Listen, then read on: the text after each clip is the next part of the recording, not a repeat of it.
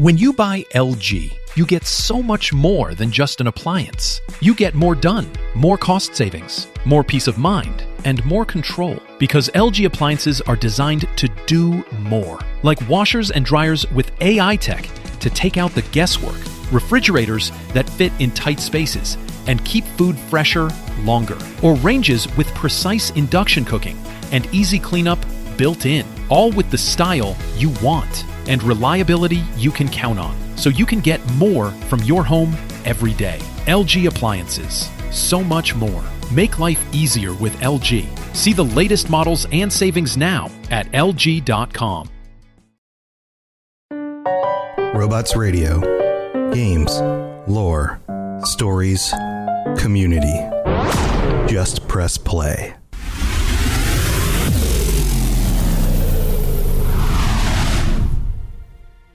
Welcome to the Fallout Lorecast, the podcast that explores the boundaries of our knowledge about the world of Fallout.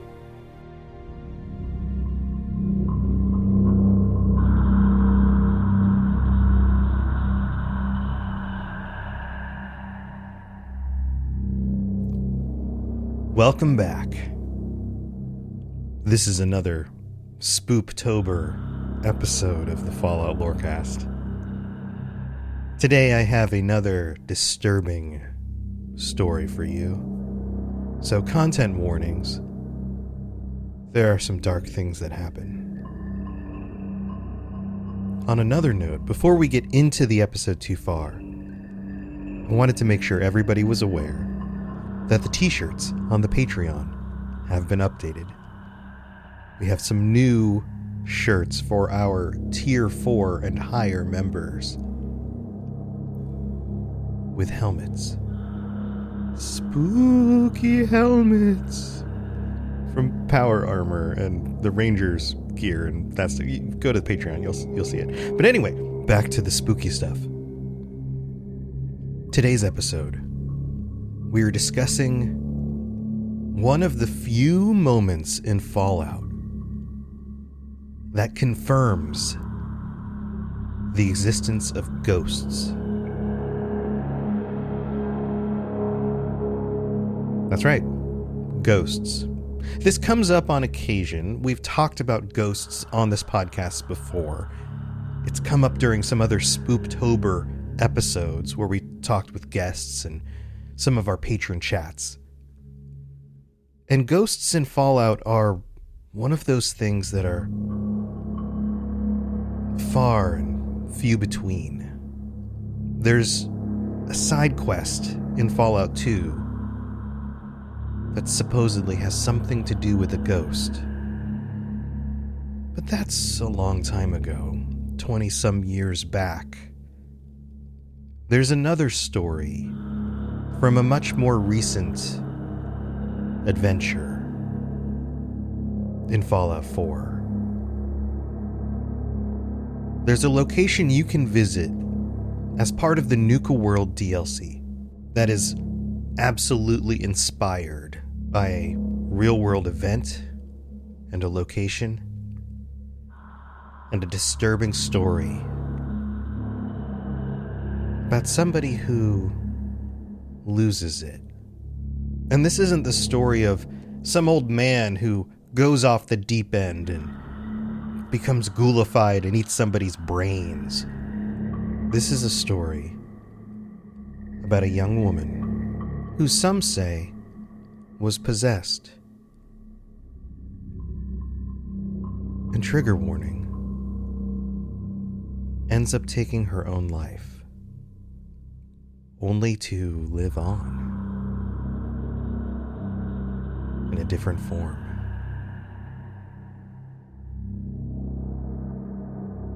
Enjoy your visit to the Grandchester Mystery Mansion. Kicking or spray painting the animatronic models is prohibited.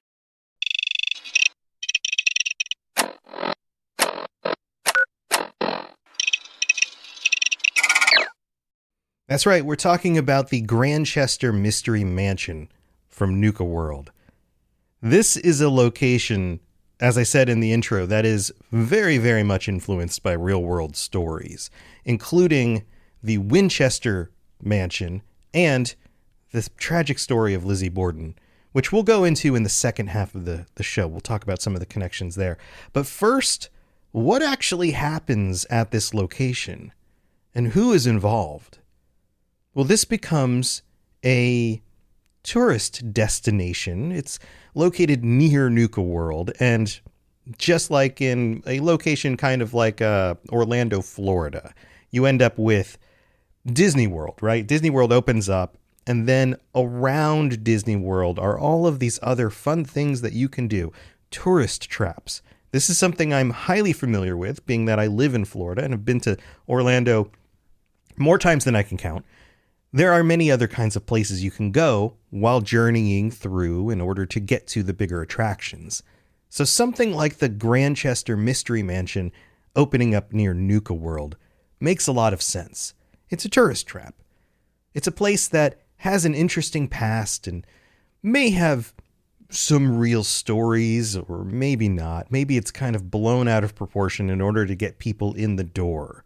Think of ghost tours in Savannah or St. Augustine. That's another location in Florida, Savannah, Georgia, very close to Florida up on the coast. You get these kinds of places. And you can tell during an earlier time in the United States, before highways, families would go on vacation, or at least I should say before interstates, and they would take whatever roads they could in order to get to these tourist locations, to the beaches of Florida, to Disneyland, to Disney World, places like that. And along the way, they would stop at these kinds of locations. But this location is a little bit different, because we have some proof that maybe the things that happened here actually happened. This was the home of Hannibal and Morticia Grandchester. And yes, that is their names. Hannibal Grandchester and Morticia Grandchester. Those names by themselves absolutely sound like they are references. Hannibal Lecter, that sounds like a reference, right? Morticia from the Addams Family. Immediately, these names evoke thoughts about the kinds of shows we've seen with terrible, spooky things happening in them. And, you know, Morticia is more of a humorous, spooky thing, but the Addams Family, still spooky, in a fun kind of way. And they had a daughter named Lucy. A simple name, Lucy. And the story goes, and it's very simple, that as a young girl, Lucy became possessed, most likely by an evil spirit. In this episode, I mentioned we're going to talk about ghosts. But ghosts are usually the spirits of people trapped in a place. They haven't gotten the ability to move on to the great beyond, whatever happens after this. But this story also brings about this concept of evil spirits in Fallout. Not necessarily ghosts, but maybe demons. Something turned Lucy from a regular little girl into a murderer. She ends up murdering her family. She's then taken to a mental institution where sometime later, near her 18th birthday, she escapes, makes her way back to the mansion, and hangs herself in the attic. And it makes for a tragic story, something that we can actually relate to in the real world. Things like this actually happen. But the story goes on from there. When you visit this mansion in the game, there's evidence of a ghost. In fact, you can actually meet the ghost and see it walking around the mansion. But the ghost that we see is not an 18-year-old young woman, but a little girl. The little girl version of Lucy. And the ghost is untargetable. You can't interact with it. If you zoom in any way, you get a name, and all it says is girl on this character. And as we go through the mansion, we find a bunch of plaques with pieces of the story. So let's go through those. The first plaque says, Morticia Grandchester ordered this stairway to nowhere, built in an effort to confuse the evil spirits possessing her daughter Lucy. This is a reference directly to the Winchester mansion. The next plaque says, throughout the mansion, you'll find doors like this one that open to blank walls in an attempt to confuse the spirits possessing Lucy, the Grandchester's daughter. Similar kind of concept. The next plaque says, portrait of Morticia Grandchester, obviously underneath that portrait. Photographs suggest that the artist took many liberties to make her look youthful and attractive. She was probably much more stressed out and older looking than is actually shown in this portrait. The next plaque says, throughout her short life, Lucy was fascinated with fire. She liked to throw insects into the flames and watch them burn.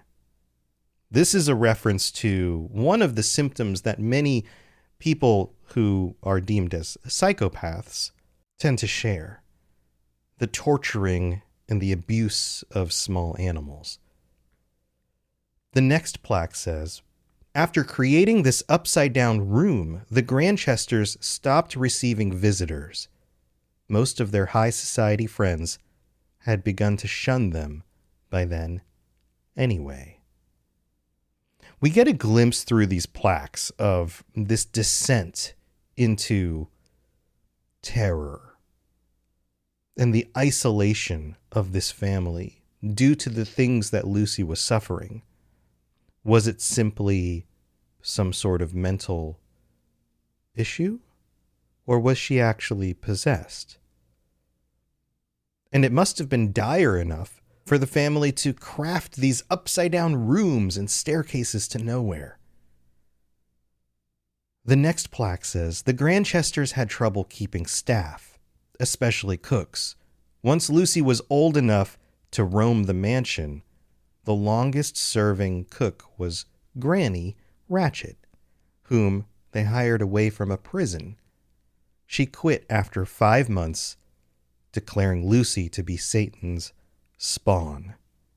This plaque is particularly interesting because it says, once Lucy was old enough to roam the mansion.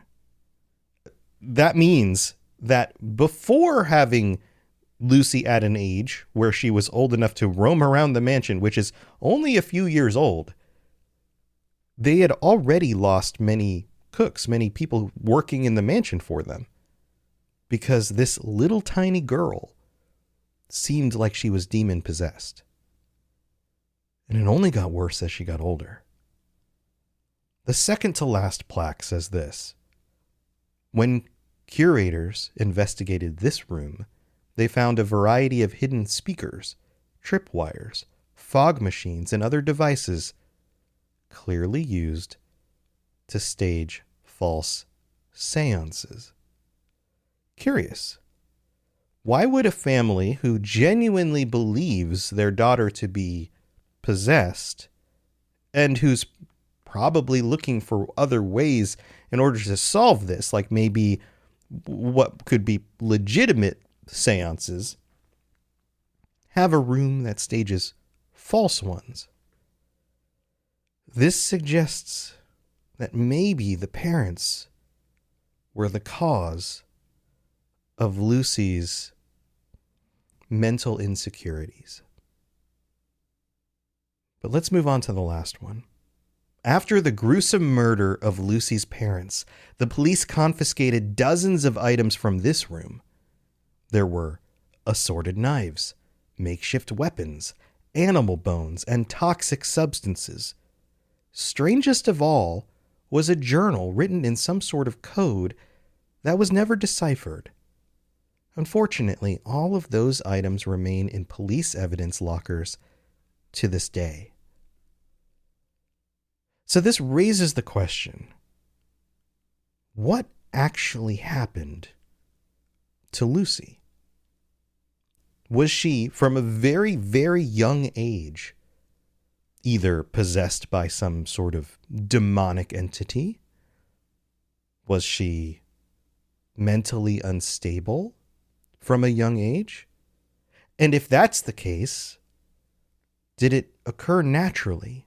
Is she the kind of person who just happened to have some wiring mixed up in her brain where she acted like a little demon? Or was it actually her parents with this obsession for expanding the house in strange directions, doors that open to nowhere, upside down rooms, a fake seance room? Could you point to the parents, Hannibal and Morticia, and blame them? Anybody growing up in a mansion like this with parents who act like their daughter is insane, would that drive the daughter insane actually and lead to the point where she realizes what's going on and murders them?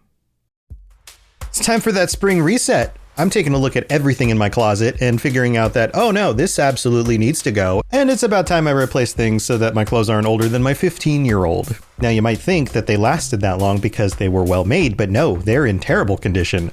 Unlike the new jeans I just got from Quince. Jeans have always been my personal go-to because you can kind of wear them for lots of different things, but maybe they're not your thing. Maybe you're looking for, 100% European linen with insanely soft flow knit activewear fabric. It's definitely getting warmer, and their flow knit activewear is moisture wicking, anti-odor, and soft enough that you'll actually want to wear it every day. So pick out what you want. You can't go wrong because they have prices 50 to 60% less than similar brands. And like I said before, they are high quality. I continue to wear their clothes all the time, and I know that these new jeans are going to last me a lot better than the other things in my wardrobe. And on top of it, they look great. They're so comfortable. And I spent just as much on the jeans that I am now cleaning out of my wardrobe. So if you're looking for something better, just all around better, go check out Quince. So go do it right now. Refresh your wardrobe with Quince. Go to quince.com/falloutlore for free shipping and 365-day returns. Now available in Canada too. Go to quince.com/falloutlore for free shipping and 365-day returns. Quince.com/falloutlore. Hello there, old chap. Good to see another of General Atomic's finest, still eager to serve.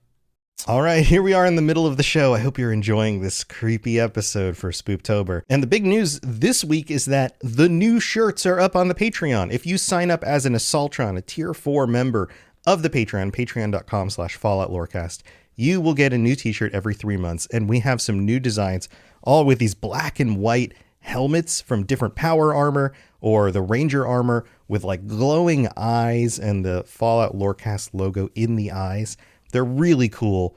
As usual, I designed these and I wish that I could get them for myself, but I'm holding myself back from that because these are only for patrons. That's the only way to get them. They do not show up on the shop. They are only for patrons, and they're a huge thank you to those of you who support this show. So go check them out, patreon.com/falloutlorecast. We also have a new patron this week, XXVorlookXX, I think is how you pronounce that. I don't know. Welcome to the Patreon. And we have to shout out our Sentry Bots and our Liberty Prime. So first of all, Darth Mosin, still our Liberty Prime. Thank you so much for signing up at that top tier. Nobody else can be the Liberty Prime while you are in that spot. Huge thanks to you for the support. Thank you very, very much. And then also to our Sentry Bots, Germinator and Sky R. Thank you for your support. And to all 78 of our current patrons, I couldn't do this without you. Thank you so much for keeping this show going. And I hope you are enjoying the latest episodes, the spooky ones that we've been doing. Also, as usual, if you leave a 5-star review on Apple Podcasts, we'll read it out on a future episode of the show, like these two that came in this last week. This one is from BeMorein54. who is in the United States, who writes, Echoes of the Wasteland, a tribute to the Fallout Lorecast. I'm going to mess this up because it's basically a poem, but it's kind of strung together in a big paragraph because of the formatting of the way this works. It says, in the wasteland's depths, where tales are spun, I found a gem, a lore-filled one. Tom, known as Robots, his knowledge vast, unveils the Fallout world from the past. 5 stars I give with praises high for the Lorecast that touched the sky. With clarity and creativity he imparts the history of Fallout with all its arts. Jeez, I'm already messing this up. He delves into vaults, secrets untold. In his tales, the lore unfolds. From pre-apocalyptic past to post-war strife, he weaves connections, igniting life. Tom's voice, a beacon in the dark, guides us through each intricate arc. I almost messed that one up. With passion, he shares tales profound. A treasure trove of knowledge found. The wasteland's mirror to our own demise. In his words, a world of surprise. A podcast that's a radiant star. I recommend it near and far. So to the Lorecast, my gratitude sings for unearthing Fallout's hidden strings. In poetic form, this review I cast 5 stars for a show unsurpassed. That was amazing. Thank you so much, B. Morin. Then we have one from Arviot, I'm totally butchering that name, from Canada, who writes, must listen for all Fallout fans. Robots can describe the extensively long Fallout lore and make it enjoyable for early players and less of a drag to catch up with the decades of lore. Then make it enjoyable for people who already know the lore and even inform the experienced players of things even they don't know. Amazing show. 5 stars.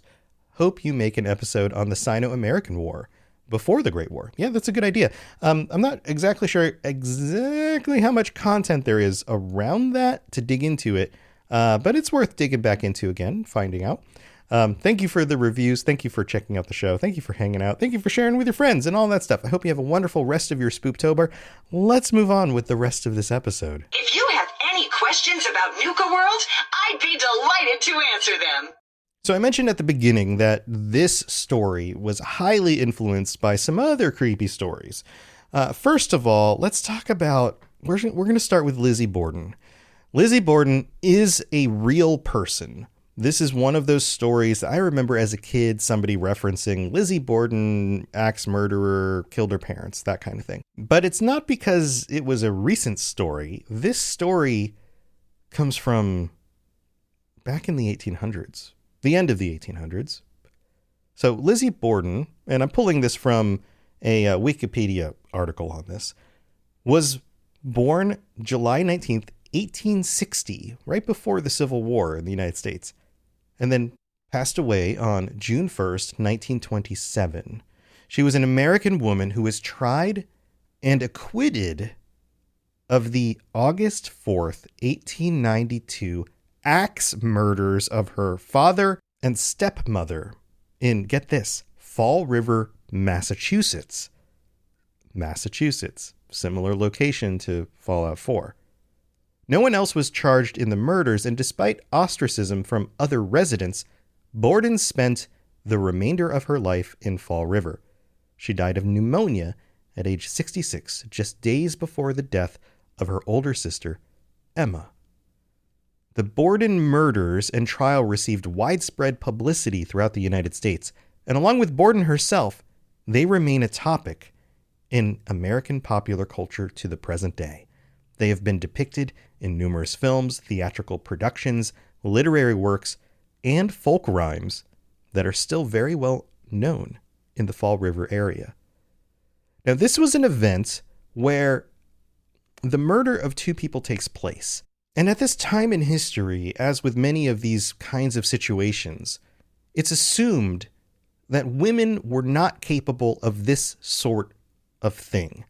Something this sinister, the murdering of other people, and especially in a way like this, taking an axe to those 2 individuals.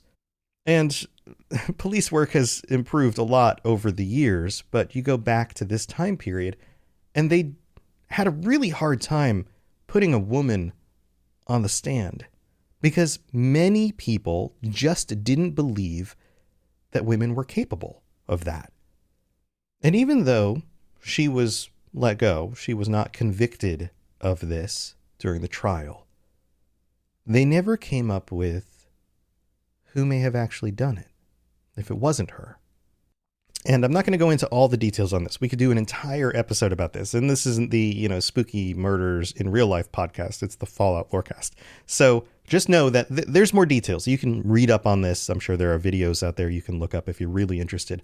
But the details are kind of odd. People get sick. The murder happens in kind of an unexpected way. We don't know who did it. But popular thought tends to still be that Lizzie Borden may have been the one who actually did it, even though she was never convicted. So you take that story, and you could see how there are connections there. A young girl, potentially the one who kills her family, in a situation in a big kind of mansion. They lived in a nice big house. And then you mix that up with the Winchester mansion. The Winchester mansion is now called the Winchester Mystery House. Grandchester Mystery House, obviously a direct connection to the name.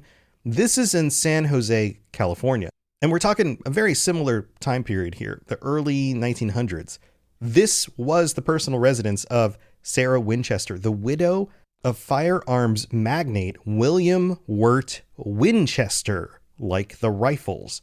The house became a tourist attraction 9 months after Winchester's death in 1922.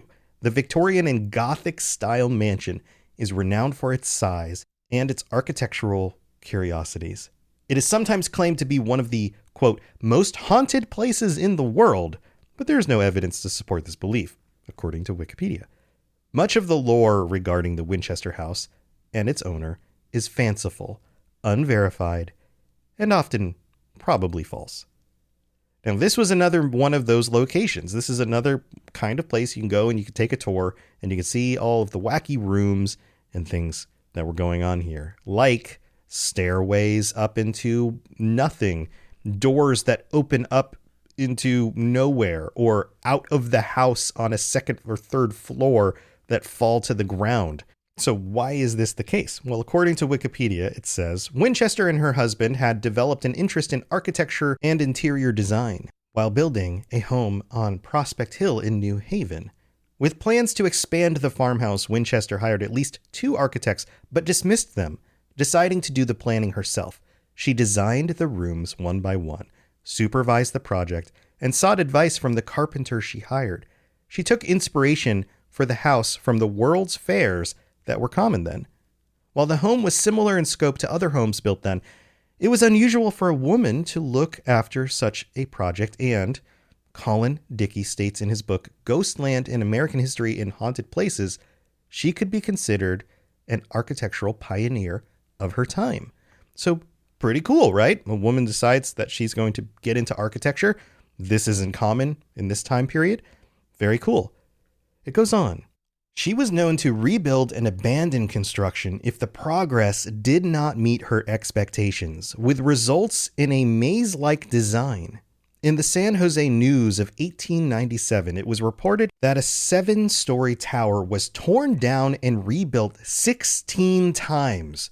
As a result of her expansions, there are walled-off exterior windows and doors that were not removed as the house grew in size. Multiple levels, up to 5, were added to different parts of the home. The design was essentially Victorian, with elements of Gothic and Romanesque features. So with a house so hodgepodge together in a way that doesn't make sense, you can clearly see why people would think that something was wrong. That maybe a location like this would be haunted, or maybe there was something wrong with her mind. Sarah Winchester maybe just wasn't that okay mentally. Or maybe she was an amateur who was just making a bunch of mistakes and had a lot of money to spend. That could be the case too. So if you take these two situations, Lizzie Borden growing up in a big house and somebody who went to trial for the murder of her parents, and the Winchester Mystery House, and you mash them together, you end up with the Grandchester Mystery Mansion and a story of a ghost who we can actually run into in the game. That ghost shows up in a few different locations. Here's some possibilities. When you are entering the mansion for the first time, if you stare through the second window from the right to the top right above the entrance, the ghost girl is up in that room. You have to fly up to the room. You have to kind of hack the game to get up there. But if you go up there, you will see the only door to the room, that specific room, is boarded shut from the inside. And because you kind of hacked the game to get up there, the child never notices you. They don't respond. Or, when entering the mansion for the first time, you might notice her running to the left on the second floor. When entering the upstairs hallway, she'll be running back and forth through the kitchen to the upside-down room. It's possible to chase her to the upside-down room, and she'll stop. You can try to engage with her, choose the talk option, but she doesn't respond. She just stares at you. When you enter the hallway beyond the seance room, you might notice her running to the left into her bedroom. And when entering the attic, she might be running to the left. The child will run through a door on the back left of the wall, just a little bit after she spawns in. Now, if you open the door, a loud, jarring sound will be heard, but you'll only find a dead end. And there's a few other hints. For example, in a terminal, there's an entry that states that the Assaultrons might be malfunctioning because they hear a little girl's laughter, which could explain why there are all the deactivated Assaultrons up in the attic. If you do run into the girl and you try to interact with her in other ways that are more dangerous, like shooting her, it does no damage, and you get no reaction. And when you go up in the attic, if you decide to clip through the door, the one that's boarded up by hacking the game, you'll notice that the room is mostly untextured. It was clearly not designed for a player to be walking around in, but there is a visible window and a shelf inside. So I think we have some evidence directly here of a ghost in Fallout. I guess the only question that remains is, was Lucy possessed? Or was she the victim of her parents? Thanks for tuning in. We'll be back next week with another spooky episode. To plug into everything else we're doing, check out robotsradio.net. Reach out to me on Twitter at robots_radio. Check out the Robots Radio Rocket Club, where you can join me and a bunch of our other creators creating your podcast, starting a new podcast, or helping your current podcast grow. There's more information about that on robotsradio.net as well. And you can always talk with us and the entire community, over 2,000 people on the Robots Radio Discord. Come join us. We'd love to chat with you. See you guys next time.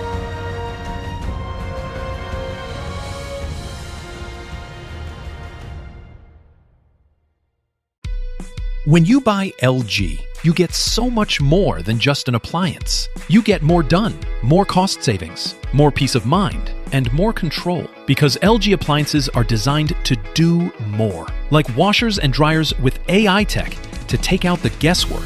Refrigerators that fit in tight spaces and keep food fresher longer. Or ranges with precise induction cooking and easy cleanup built in. All with the style you want and reliability you can count on, so you can get more from your home every day. LG Appliances. So much more. Make life easier with LG. See the latest models and savings now at LG.com.